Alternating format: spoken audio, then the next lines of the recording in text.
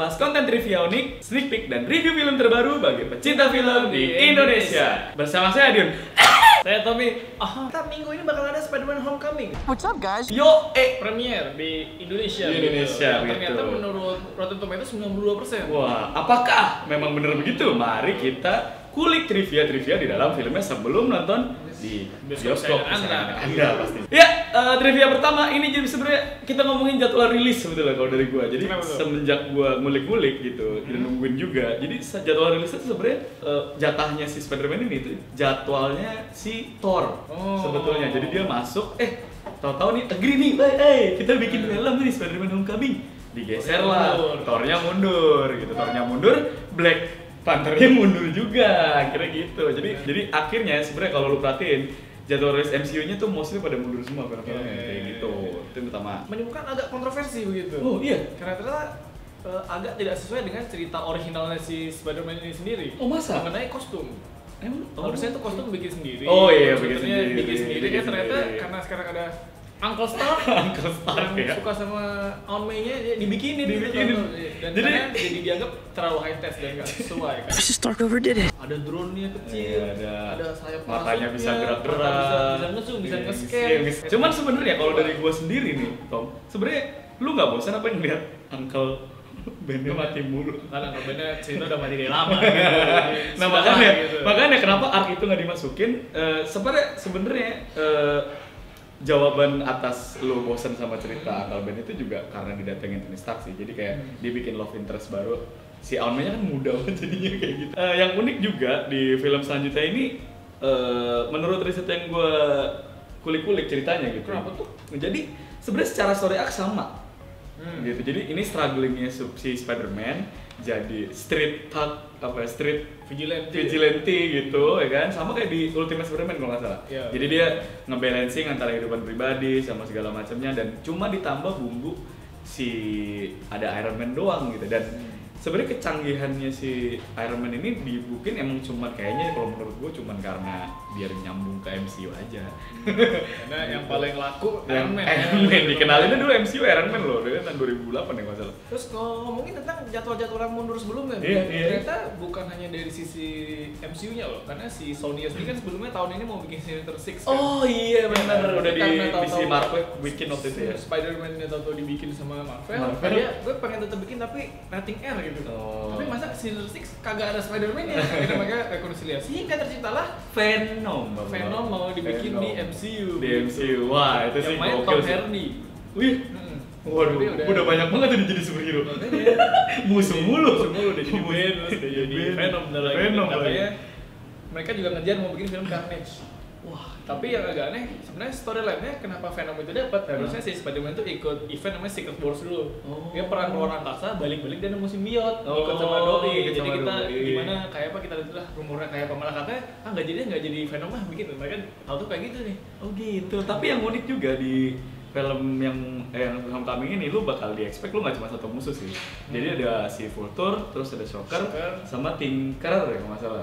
Tinkerer tuh ada di situ gitu. Terus kalau ngomongin si Tom Holland sebenarnya awalnya gue agak ragu sih.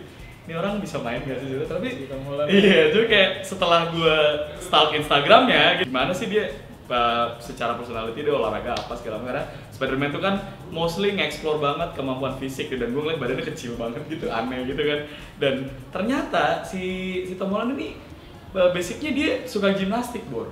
Dan suka sama olahraga ekstrim. Before dia tahu dia bakal dapet peran di Spider-Man. Jadi kalau lu perhatiin lu start Instagramnya dulu nih, tuh dia sering banget bikin video front flip, back flip, apalah parkour, terus main boxing, terus gimnastik yang lompat-lompat gitu, snowboard. Keren lah nih orang, pantas ternyata. Dan satu doang nih yang dia nggak bisa katanya. Jadi dia nggak bisa moving lompatnya Spider-Man yang khas itu loh. Yang sambil muter. Iya, nah itu tuh dia nggak bisa. Jadi dia bukan nggak dia latihan men. Lu ada bisa lihat di Instagram ada dia ngelatihan. Yang terakhir nih, ini sebenarnya lo tau kalau dalam sebuah film tuh skrip tidak boleh bocor, benar begitu? Emang ya? Apalagi kalau ini film yang miliaran dolar. Iya gitu. Gede gila. Si Tom Holland itu kemarin abis kelar syuting Homecoming, skripnya ke bawah. Iya. Dan dia disuruh sama Marvel hancurin skripnya, nggak boleh ada, ini nggak boleh jatuh ke tangan siapapun. Dia ngebikin di Instagram, dia bikin video. Ini skrip Homecoming, nggak boleh ada orang yang tahu. Gua bakar. Anjir. Tapi gue yakin sebenarnya dia ngebakar yang lain itu kan. Gitu. Jadi gimana sih menurut kalian si Spider-Man Homecoming ini, kalian ada ekspektasi apa tuh di film ini? Kalian bisa tulis Komen di bawah. komen. Makanya harusnya musuh Spider-Man itu kan banyak banget. Itu siapa sih yang paling cocok buat masuk ke Ke big screen gitu? big screen gitu. Pengen tahu. Kalau gue tuh pengen Kraven the Hunter gue. Oh, gue tetap pengen Rhino tapi robot sih. Itu keren banget sih. Kemarin dia Itu keren sih sebenarnya, itu keren sih. Ya kayak apa, kalian tonton di Bioskop kesayangan kalian ya. Kalian tulis di bawah, kita harus ngebahas apa lagi. Apakah kalian suka nih review upcoming film nih? Mungkin kalau ada kembali kita lanjutin lagi gitu.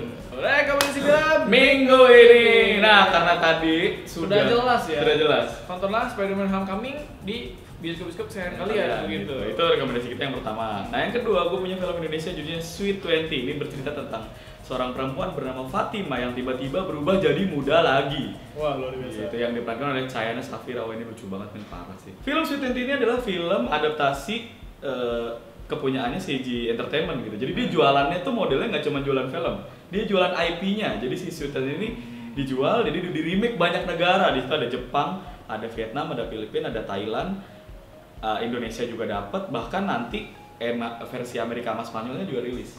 Wah, lu penasaran mau kayak apa, bedanya kayak gimana? Dan lu tonton filmnya deh kalau mau tahu bedanya gitu.